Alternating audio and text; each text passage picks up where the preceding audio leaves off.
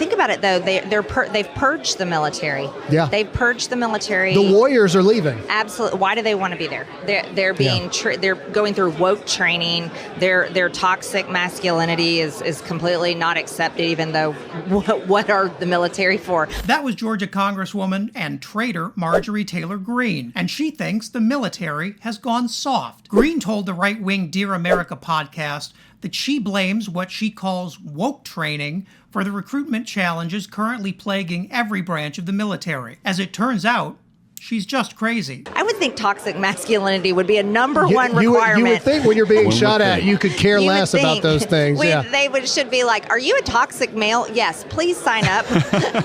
Greene told host Graham Allen that liberals were, quote, purging the military through diversity trainings. But Greene and Allen have a solution. Toxic masculinity. In Greene's opinion, the problem with the military is that we aren't letting men be men, and apparently letting them opt out of COVID-19 vaccination requirements. Your guess is as good as mine. Greene and Allen are fixated on something you may not know about if you don't frequent the far-right message boards like 4chan. They call it the war on men, and it takes countless lefty forms, from pronouns to diversity training to vaccines that Greene says feminize men.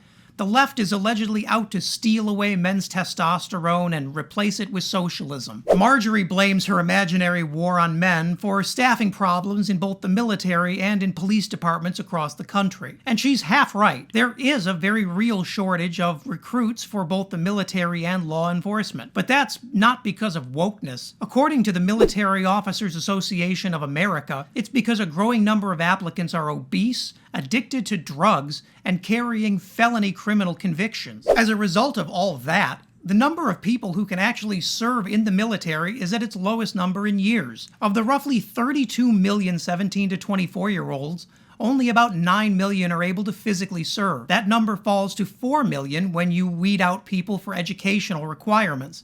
And it falls to just 465,000 when you exclude people who are obese, dealing with substance abuse issues, or have criminal convictions. That shrinking pool also assumes that most of those Americans actually want to serve, and the Pentagon found out that isn't actually true. Only about 11% of young people expressed excitement about joining the military. And in an interesting aside, most young Americans aren't avoiding the military for moral reasons. The number one reason given was that they felt they could find better work in the private sector. People pass on careers in the military mostly because the pay is horrible and private sector wages are actually rising. But Marjorie Taylor Greene doesn't actually care about why military recruitment is down. She's here to raise money.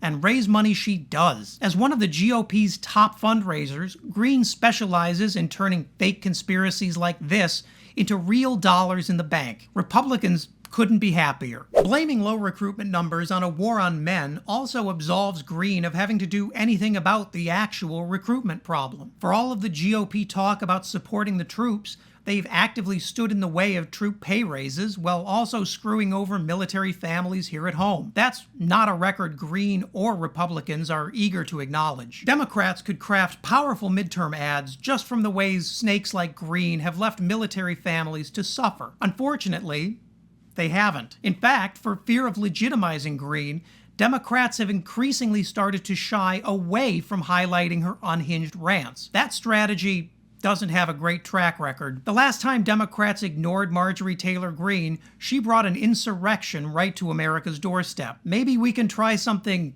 different this time? Pushing back on Greene's insanity means working with the growing number of veterans organizations who are expressing their disgust at Republicans' broken promises. That may feel like an unnatural coalition for some Democrats, but remember, those disaffected veterans organizations were central to ending the war in Vietnam and gaining some level of accountability for the war crimes committed in Afghanistan and Iraq. By challenging Greene's nuttiness with the lived stories of actual veterans, Democrats can take their first steps toward building a powerful new political coalition. But first, they'll need to act. If you made it to the end, thank you so much for watching. Please consider leaving a like and subscribing, and leave a comment below to let me know what you think I should cover next.